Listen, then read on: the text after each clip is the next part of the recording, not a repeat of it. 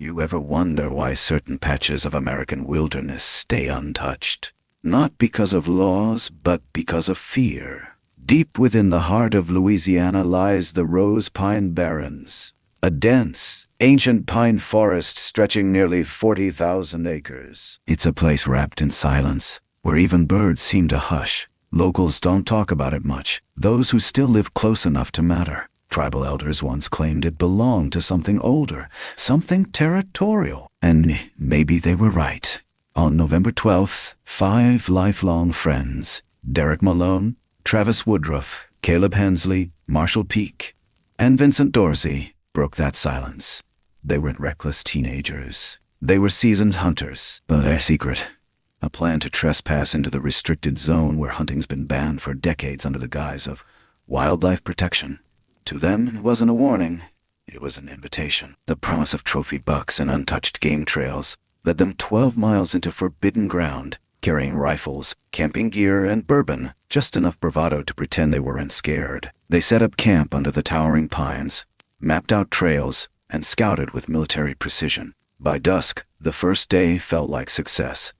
But that night, something shifted. Marshall was the first to notice the sound of something walking outside the camp. Not stumbling, not charging, walking with intent, heavy, deliberate steps that paused when the flashlight turned. But the others laughed it off. Pigs, they said, just pigs. Still, the forest had gone to quiet. Day 2 brought adrenaline, fresh deer sign, a massive buck spotted deep in the trees. The group followed it deeper, returned with confidence. That night, spirits were high. They drank. Spirits were high. They drank. They told stories. They didn't notice the reflection of eyes blinking from beyond the firelight. And then, after midnight, it began. Vincent was the first to go. One moment he was sleeping. The next his tent was ripped open, and blood stained the mossy ground. Travis's body was found later, ripped apart, organs missing, his torso scattered like a warning. Caleb's customized Remington, built to withstand 3,000 psi, was discovered twisted into a near horseshoe. Something had grabbed it, something with hands. But the most haunting part, Marshall was never found. Not a trace, only one boot, with what was left of a foot inside, dangling from a pine branch 30 feet above ground. Blood had splashed up the trees, not down. Something had lifted him before tearing him apart. And Derek, the only survivor, was found 3 days later, barely alive, 7 miles from camp. Stood over 8 feet tall. Wasn't just hunting, it was targeting. And here's the thing that chills me most. When he spoke to Detective Harriet Trudeau, the lid on the case, he didn't say bear, he didn't say animal. He said, it knew. You want to believe this was just a bear. Then, why were the claw marks 9 feet up the trees?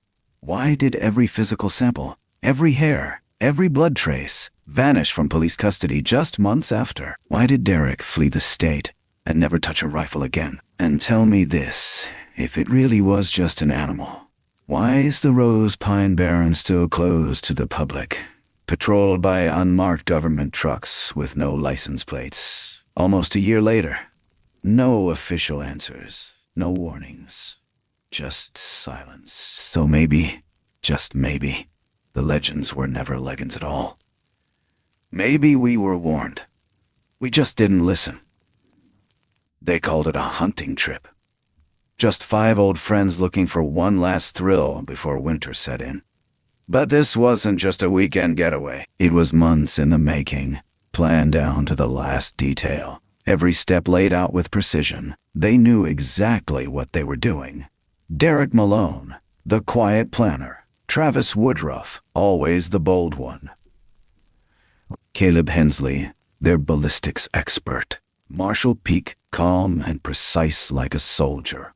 And Vincent Dorsey, the one with family land, bordering the restricted zone. He was the key, because the truth is, they weren't supposed to be there. The Rose Pine Barrens had been closed to the public for over 20 years. Officially, it was about protecting endangered species, conserving native ecosystems. Unofficially, the rumors ran deeper. Stories of sudden disappearances, strange sightings, unnatural silence. Local tribes refused to enter the woods at all, whispering about an ancient presence that didn't tolerate trespassers. But none of that mattered to the group. To them, it was just a chance to hunt in untouched wilderness, where trophy bucks were rumored to roam without fear. November 12th, the 5 men loaded their gear into 2 trucks before dawn.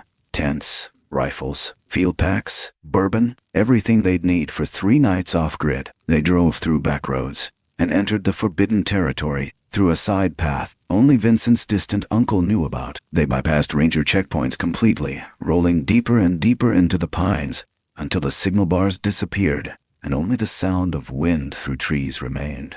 They found a clearing 12 miles in. Remote. Isolated. Perfect. They set up camp beneath the whispering canopy, pine needles crunching softly under boots. No GPS. No cell towers. Just old-school tracking, trail cams, and gut instinct. The plan was simple. Spend the first day scouting, mark the most active deer trails, and settle in.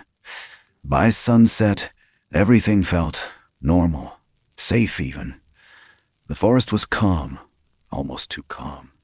No birdsong, just wind and the occasional crackle of dry branches. But nobody mentioned it. That night, they sat around the fire drinking bourbon and laughing, the tension slipping away as the shadows grew longer. Then Marshall tilted his head. "Did you hear that?" he said. The others paused. It sounded like footsteps. Heavy ones. They froze for a second, but nothing. Just the fire crackling. Travis waved it off, said it was probably wild boar. Caleb joked about Marshall getting spooked. They all laughed. But Marshall didn't. He kept glancing into the dark. Later, Derek would remember the exact way Marshall described it. Not just heavy, deliberate, like something was circling, waiting. But every time they aimed a flashlight, the woods were empty, silent, as if whatever was out there knew how to vanish between beams of light. The rest of the night passed uneventfully, or so they thought. In the morning, they checked the trail cams. One was missing. The other had a full hour of static right around 3:17 a.m. But they didn't dwell on it, because just beyond their camp, fresh deer tracks crisscrossed the earth, bigger than any they'd seen before. And from the depth of the prints, the animal was massive. They were hooked. Excitement replaced doubt. They fanned out, marking trees, setting fresh bait. They didn't talk about the missing footage. They didn't ask why the woods still felt so wrong. Because sometimes, when you're that deep in the wilderness, you convince yourself nothing's out there. But something was. And it had been watching them since the moment they arrived. The second morning broke with a heavy silence. The kind that felt wrong even under a clear blue sky. There were no birds. Not even the rustle of squirrels in the underbrush. Just the sound of tents unzipping and boots crunching frostbitten pine needles. But the men didn't talk about the stillness. Instead, they got to work. Caleb retrieved his rifle and cleaned it with habitual care. Marshall checked the cameras again. No new footage, and Derek pointed out tracks leading deeper into the woods, fresher this time. Whatever deer had left them was large. Too large. But that only fueled the excitement. They believed they were closing in on their prize. Around noon, they spotted it. A buck, taller than any they'd seen. Antlers wide as car doors. Standing motionless between 2 black pines, like a statue carved from shadow. It turned its head slowly, looking directly at them. And then, it vanished. Not bolted, not fled, just gone. They scrambled forward, adrenaline peaking, their rifles raised and breath sharp in the cold air. But there was nothing but hoofprints and the faintest crack of branches leading further north. They pursued it deep into the trees for hours, past landmarks that started to repeat themselves, like the woods were folding in on themselves. When they finally turned back, dusk was settling, painting the pine trunks blood red. Still no kill. But they were convinced the next day would be the one. That night, they celebrated anyway.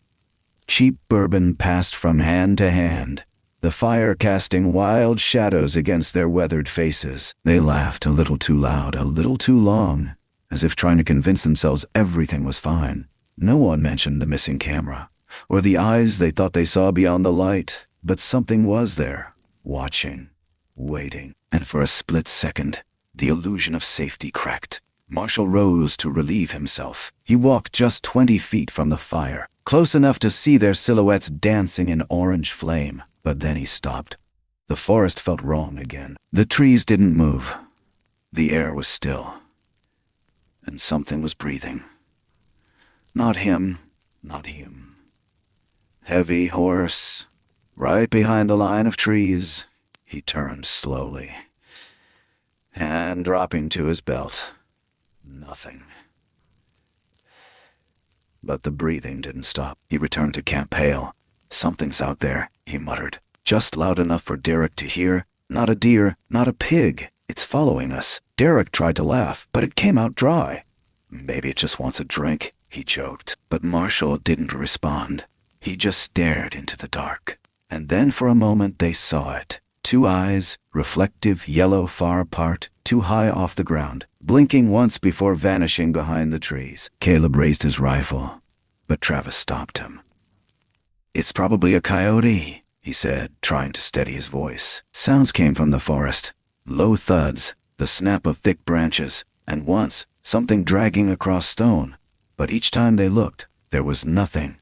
Still, they stayed, because that's what hunters do. But they weren't the ones hunting anymore. Night fell hard on the second day. The fire crackled louder than usual, or maybe it only seemed that way because no one was talking much. Even Travis, always the loud one, stared into the flame as if trying to read a message hidden in the flicker. Something about the woods felt different now. Closer, tighter, like the trees had moved in just a little overnight. But they didn't say it out loud. They just stayed close to the fire and kept their rifles a little nearer than before. Then, sometime past midnight, it began. It wasn't a roar. It wasn't some cinematic screech from the darkness. No, it started with silence, thick and absolute, like the forest had gone breathless. Then came the sound, wet fabric tearing, fast footfalls, a thud that didn't echo, but sank straight into the earth. Vincent's tent collapsed in a single motion, like something had dropped onto it from above. Derek jolted upright, heart hammering, flashlight beam bouncing wildly across the trees. "Vin," he shouted. No answer, but the blood was already pooling beneath the nylon. Travis ran to him, but stopped cold.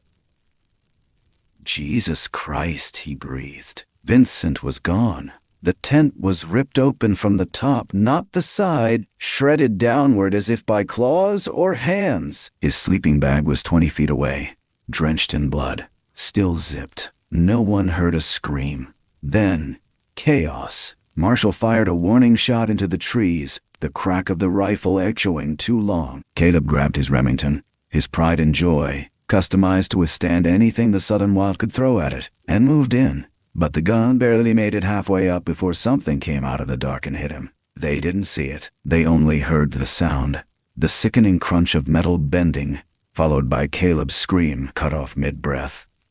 When they found him later, what was left of him, the Remington was twisted like a pretzel. No bear, no known animal could have done that. The metal didn't snap. It warped as if bent slowly by something with impossible strength. And just like that, it wasn't about hunting anymore. It was about surviving. Derek shouted for Marshall, for Travis, but got no response. Only the sounds of branches breaking. High up. Too high. He turned just in time to see something dart through the trees, too fast for detail but tall, taller than any man. And moving on two legs, he ran. Through brush, across a gully, feet sliding on moss-slick stones. He didn't look back. He didn't call out. He just ran. Because something inside him screamed that if he turned around, if he stopped for even 1 second, he'd never move again. Somewhere behind him, he thought he heard Marshall yell. But then it turned into a gargled choke. Then silence. Hours passed, or maybe minutes. Time fractured in the dark. When the sun finally bled through the canopy, Derek was curled beneath a fallen log, rifle clutched to his chest, clothes soaked in sweat and blood, some of it not his. He didn't go back to camp. He couldn't. His legs wouldn't take him there. Instead, he wandered, delirious, for days until the rangers found him, barefoot and wild-eyed, 7 miles from where they started. But the worst part wasn't what he saw. It was what he didn't see, because whatever had taken his friends had made no noise when it moved, no trail when it passed. and left behind only one undeniable fact. It wasn't finished yet. The investigation began with urgency, but it unraveled like wet rope. The search team swept the camp within hours of Derek being found, escorted in by armed rangers who looked more like military contractors than forest officials. They found what was left behind. Vincent's shredded sleeping bag, stained through. Travis's body, or what remained of it, was strewn in a 40-foot radius, rib cage cracked wide, his insides torn with surgical precision. Caleb's twisted rifle lay near a collapsed tent, the metal warped in a way no animal could replicate. And Marshall was simply gone, except for the boot. It was lodged 30 feet up in a pine tree, dangling by its sole, a human foot still inside. Blood spatter painted the bark in a high arc, indicating he hadn't climbed. Had been thrown? Launched.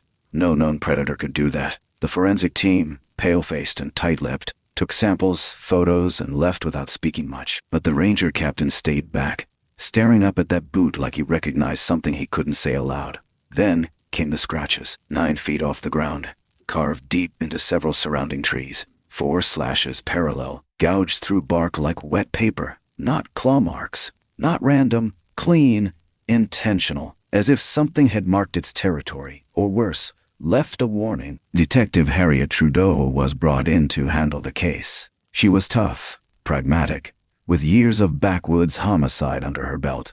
But this was different. The official story clung to animal attack, pinning the deaths on a rogue black bear, possibly infected, maybe starving, maybe diseased, not with a military-grade rifle twisted in half like a child's toy. The evidence didn't line up. But then, neither did the aftermath. 3 months after the case was closed, every piece of collected evidence, blood samples, DNA swabs, even the broken rifle, vanished from the evidence room.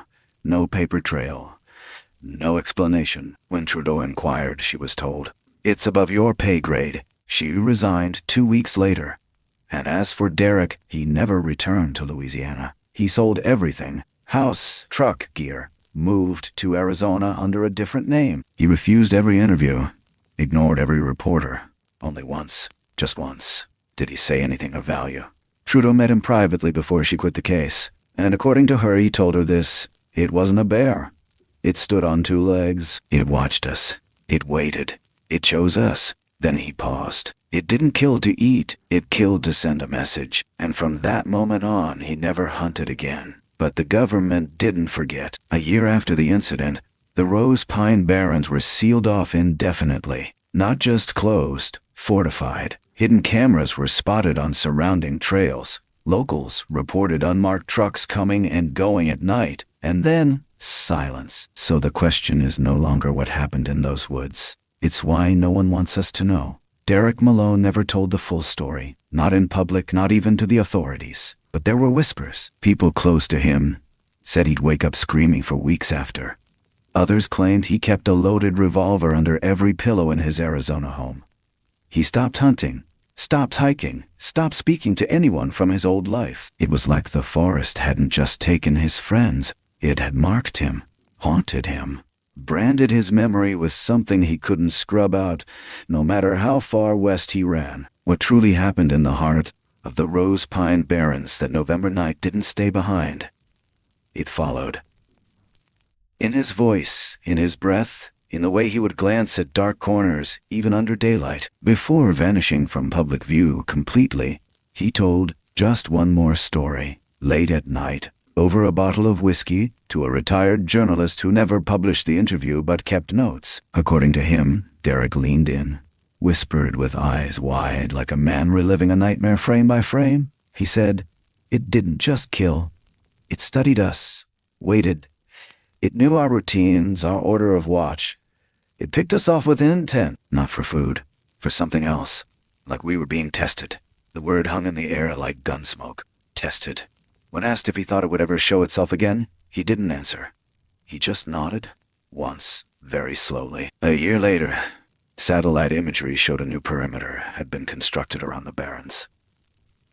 Unmarked trails, fencing that didn't appear on any map, drones patrolling the edges, and locals, those who still lived within 30 miles, reported the sounds, screams, not human, something primal, something that didn't belong in these woods.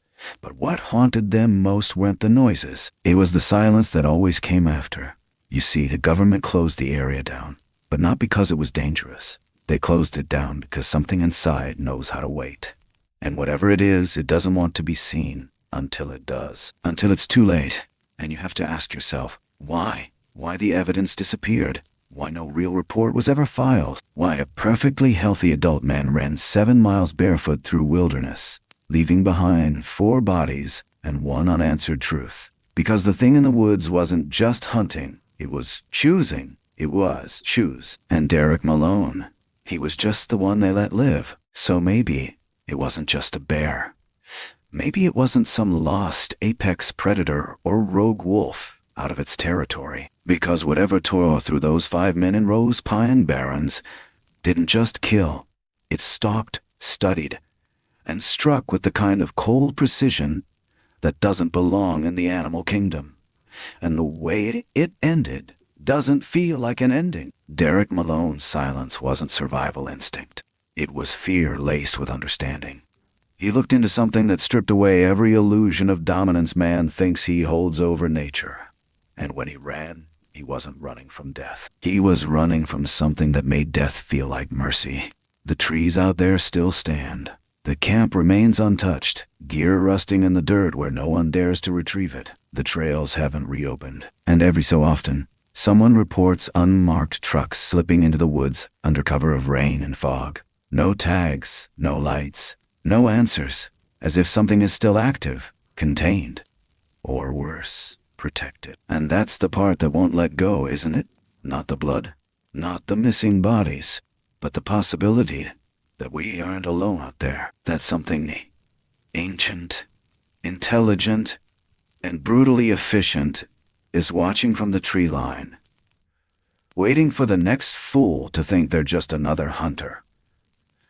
So I'll ask you, was it Dogman? Bigfoot? Some undiscovered relic of an older world? Or was it something else entirely? You decide. But if you've seen something, if you've heard the stories, if there's a shadow that's followed you through woods too quiet for birds, tell us. Share it. Because Derek's story may be over, but this one doesn't feel finished. Some stories don't leave us. They echo. Not because of what was seen, but because of what was felt. Fear, yes, but deeper still. Awe, a realization that we are not the masters of this world, just visitors passing through ancient lands that remember more than we can ever know. In the quietest places, the line between legend and truth blurs, and maybe that's the point. We chase mystery because it reminds us that life isn't fully mapped, that wonder still exists, but wonder often walks with warning. Not everything hidden needs to be found. Not every silence begs to be broken. And sometimes, the greatest wisdom is knowing when to listen, when to simply leave it alone. These stories are not just about fear. They're about respect, about humility, about the fragile thread that ties us to the unknown, and the strength it takes to admit we don't always have the answers. Thank you for being here tonight. If this story moved you, unsettled you, or made you see the world just a little differently, let us know. Drop your thoughts in the comments. Share what you believe. And if you want to journey deeper into stories like this one, don't forget to like, subscribe, and turn on notifications. We'll be waiting.